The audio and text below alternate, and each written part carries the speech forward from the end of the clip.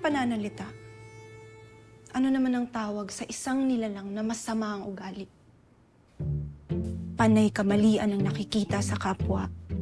Sabik na sabik sa mga papuri. At palaging gusto niya siya yung nakakaangat.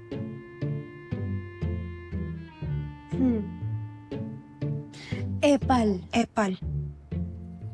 Oo. Parang bida-bida. Epal. Epal. Epal. Oo. Epal. Ano ang inyong pinag-uusapan? Wala naman. Pero epal ka. Ano ang kahulugan ng kanyang sinambit pera?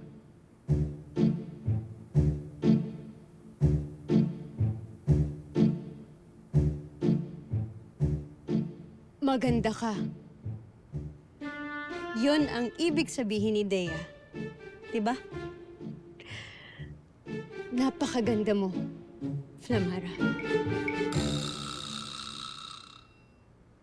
Abisala Esh Madea. Ngunit huwag kayong mag-alala. Mga epal rin naman kayong dalawa ni Tera. Pero wag kang mag-alala, Flamara. Wala nang mas higit pa sa iyo. Dahil ikaw ang pinaka-epal sa lahat.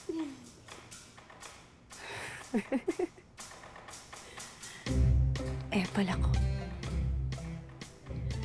Nanggaling sa mga lahing epal. Ang mga Hathoryang epal.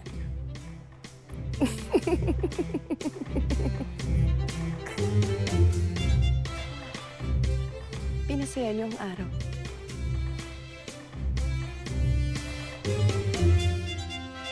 Ako ang pinaka-epal sa lahat.